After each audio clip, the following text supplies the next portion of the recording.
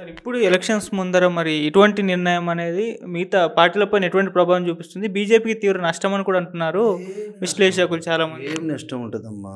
అసలు ఎవరికైనా ఏ పార్టీకైనా అసలు వైట్ మనీతో ఎవడైనా ఖర్చు పెడుతున్నాడా? వాళ్ళు అసలు మొత్తం 5 ఏళ్ళు పాపం గవర్నెన్స్లో చేసేది బ్లాక్ మనీ జనరేషన్. ఈ ఎలక్షన్స్ అనేది ఒక పండుగ, ఒక వేడుక.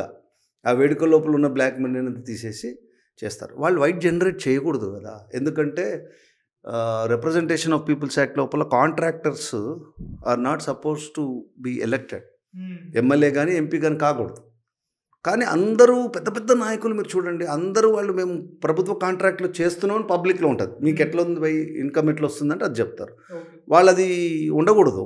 కానీ ఎవరు ఎలక్షన్ పొజిషన్లో అది రేజ్ చేయరు. ఎందుకంటే అటు కాంట్రాక్టర్ ఇటు కాంట్రాక్టర్ నిలబడతాడు. వాళ్ళు ఎమ్మెల్యేలు ఎంపీలు అవుతారు. వాళ్ళు ఏం చేస్తారు? ప్రజాధనము ఏమేమి ఉందో ప్రాజెక్ట్స్లో, పెద్ద పెద్ద ప్రాజెక్ట్స్లో వాళ్ళ షేర్లు వాళ్ళకి వెళ్ళిపోతాయి. ఎవరు క్వశ్చన్ చేయాలి? కాబట్టి అలాంటి పరిస్థితుల్లో ఇక నడుస్తూ ఉంటుంది. జనాలు అట్లా వెళ్ళిపోతూ ఉంటారు. ఎప్పుడో వీళ్ళకి తెలివి రావాలి. వీళ్ళకి తెలివి రావాలంటే తెలివి మించిన స్టేజ్లో వెళ్ళిపోయింది. బాగా కంప్యూటర్స్ అట్లాంటి వచ్చేసింది. ఇప్పుడు చిన్నప్పుడు అంటే అమ్మ అంటే ఏదో చెప్పే చదువులు కాదు కదా. మనం ఎక్కడికో వెళ్ళిపోయినాం. పోయింది ఎక్కడ పోయినామంటే మన దేశం ఎక్కడ పోతుందో మనం తెలియనంత అడ్వాన్స్ అయిపోయినాం. అదే అభివృద్ధి.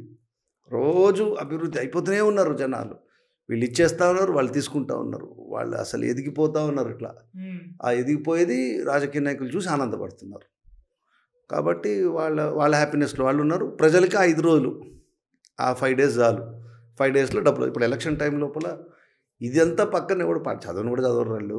అంత ఎక్కడ టైం పాపం బిజీ పీపుల్ అంత ఇవ్వండి. ఆ ఎలక్షన్స్ ముందర అంత డబ్బు బయటకు వస్తుంది, గెలుస్తారు. దానికి ఫండింగ్ ఈ వైట్లో చెప్పారు కంపెనీస్. బ్లాక్లో కూడా వాళ్ళే ఇస్తారు కదా. వాళ్ళకి తెలిసిన వాళ్ళు ఎవరో కంపెనీస్లో డైరెక్టర్స్ లాగా ఇట్లా ఉండి అట్లా ఇచ్చేస్తారు. ఇచ్చినప్పుడు ఇది ఒక మార్పు. ఇది అట్లా ఏముండదు, చెప్పరు. బ్లాక్ మనీని చెప్పరు. అప్పుడు నిజం అదే అయితే ఎలక్షన్కి మనం వింటున్నాం కదా, మస్తు ఖర్చు పెడుతున్నా 100 కోట్లు లేకుండా ఉందా చూపించు, టికెట్ ఇస్తామంటున్నారు. 100 కోట్లు ఉంటే ఇవ్వడానికి అది మన ఏదైనా ఇన్వెస్ట్మెంటా, లేకపోతే ఇదేమన్నా కంపెనీ లోపల షేర్స్ బిజినెసా? పాలిటిక్స్ టు సర్వ్ కదా. చెప్పేది మాత్రం సర్వీసే. సో ఇట్స్ అ బిజినెస్ అయిపోయింది. బిజినెస్ అయినాక గవర్నమెంట్స్ వచ్చినాక ఏమవుతుందంటే ఎక్కడెక్కడ ల్యాండ్లు ఉన్నాయి, ఎక్కడెక్కడ లిటిగేషన్ ఉంది, ఎక్కడెక్కడ క్లియర్ చేయాలా, ఏమేమి ప్రాజెక్ట్స్ ఉన్నాయి, ప్రాజెక్ట్స్లో ఏంటి, మన మనుషులు ఎవరు, పరాయి వాళ్ళు ఎవరు, వాళ్ళకి వీళ్ళకి మనకేమిటి, వాళ్ళు ఏం చేసారు, వాళ్ళు చేసినప్పుడు వాళ్ళకి ఇచ్చారు కదా మనకెందుకు ఇయ్యరు, ఈయనోడిని మనం ఎక్స్పోజ్ చేద్దాం, ఇచ్చినోడిని మనతో కలుపుకుందాం. ఇవి ఈక్వేషన్స్. దీంతోనే 5 ఏళ్ళు గడిచిపోతుంది. బ్లాక్ మనీని చెప్పరు. అప్పుడు నిజం అదే అయితే ఎలక్షన్కి మనం వింటున్నాం కదా, మస్తు ఖర్చు పెడుతున్నా 100 కోట్లు లేకుండా ఉందా చూపించు, టికెట్ ఇస్తామంటున్నారు. 100 కోట్లు ఉంటే ఇవ్వడానికి అది మన ఏదైనా ఇన్వెస్ట్మెంటా, లేకపోతే ఇదేమన్నా కంపెనీ లోపల షేర్స్ బిజినెసా? పాలిటిక్స్ టు సర్వ్ కదా. చెప్పేది మాత్రం సర్వీసే. సో ఇట్స్ అ బిజినెస్ అయిపోయింది. బిజినెస్ అయినాక గవర్నమెంట్స్ వచ్చినాక ఏమవుతుందంటే ఎక్కడెక్కడ ల్యాండ్లు ఉన్నాయి, ఎక్కడెక్కడ లిటిగేషన్ ఉంది, ఎక్కడెక్కడ క్లియర్ చేయాలా, ఏమేమి ప్రాజెక్ట్స్ ఉన్నాయి, ప్రాజెక్ట్స్లో ఏంటి, మన మనుషులు ఎవరు, పరాయి వాళ్ళు ఎవరు, వాళ్ళకి వీళ్ళకి మనకేమిటి, వాళ్ళు ఏం చేసారు, వాళ్ళు చేసినప్పుడు వాళ్ళకి ఇచ్చారు కదా మనకెందుకు ఇయ్యరు, ఈయనోడిని మనం ఎక్స్పోజ్ చేద్దాం, ఇచ్చినోడిని మనతో కలుపుకుందాం. ఇవి ఈక్వేషన్స్. దీంతోనే 5 ఏళ్ళు గడిచిపోతుంది. గడిచిపోయినాక ఎక్కడో ఒక చోట చిన్న దాంట్లో దొరుకుతారు.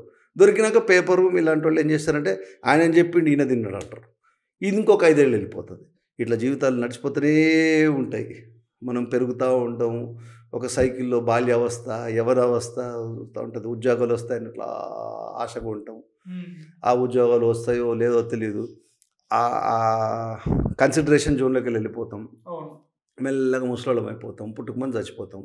ఇన్సూరెన్స్ కూడా లేకుండా పోయిన ప్రాణాలు చాలా ఉన్నాయి.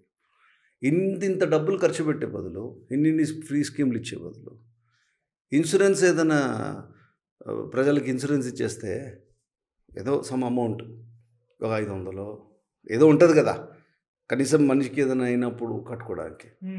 అట్లాంటి స్కీమ్ ఏదైనా చేయొచ్చు కదా గవర్నమెంట్. క్రాప్ ఇన్సూరెన్స్ చేయొచ్చు కదా. మేము క్రాప్ ఇన్సూరెన్స్ కడతాం బై అని. అట్లాంటివి కొంచెం కష్టం. ఎందుకంటే అవన్నీ చేస్తే ఓట్స్ రావు. ఇన్సూరెన్స్ కంపెనీకి లాభం వస్తుంది, జనాలకు వస్తుంది. ఇది ఏంటంటే కొంచెం అక్కడ క్యాడరు లీడరు వాళ్ళు ఇవ్వడం, వీళ్ళు తీసుకోవడం, వీళ్ళందరూ వాళ్ళ గురించి వర్క్ చేయడం, వాళ్ళ మీద భుజాలు దండలు వేయడం, వీళ్ళు దండలు వేసుకోవడం, మళ్ళీ అరుచుకోవడం, ఒక 5 ఏళ్ళు నడుస్తుంటుంది. కాబట్టి బీజేపీకి దీనివల్ల నష్టమేం లేదు. కాంగ్రెస్ పార్టీ ఇంకా చెప్పే పరిస్థితిలో కూడా లేదు. రాముడి గుడికి ఎందుకు రాలేదు మీరు అని అడుగుతారు. రాముడి గుడికి రాహుల్ గాంధీకి ఏం సంబంధం? మేము రాము, మేము సెక్యులర్ అంటారు. మరి మసీదులకి దానికి ఎందుకు పోతురు అంటారు. మేము చెప్పము అంటారు. వీళ్ళు అదే చూపించి ఏ దేశమే రామ్కో నై మానే హే అంటాడు, ఉన్న ఓట్లు పోతాయి. అదే కదా జరిగింది అక్కడ. నితీష్ కుమార్ అక్కడ వేవ్ చూసి ఇదంతా ఎందుకని చెప్పమని 3rd డేనే మారిపోయాడు పార్టీ. గత్బంధన్ కూడా బంధమే పోయింది. అక్కడికి వెళ్ళి లాలూ ప్రసాద్ కొడుకు పోయి కాంగ్రెస్ చుట్టూ తిరుగుతున్నాడు. సో అక్కడ ఫస్ట్ మేజర్ బ్రేక్ పడింది. మమతా బెనర్జీ అయితే నేను విననే అంటుంది. సో అక్కడ ఎవడున్నాడు అపోజిషన్? వీళ్ళు 400+ అంటున్నారు. సరే ఒక 5-6 అటు తగ్గినా కూడా 360, 370. మోడీ బనా హే అప్నా దేశ్ అనేది ఇప్పుడు ఎవరు కాదనలేని పరిస్థితి. ఇక మనం ఏదో పెట్టుకున్నాం హిందుత్వాన్ని మాట్లాడటం లేదు. పొలిటిక్స్ అట్లా చేసుకున్నాం మనం. సో మొన్న సుప్రీంకోర్టు ఒక మాట అన్నది, సెక్యులర్ అండ్ సోషలిస్ట్ అని రాశారు కదా, ప్రియాంబుల్ లోపల ఆ డేట్ ఎప్పుడు వచ్చిందని అడుగుతున్నారు.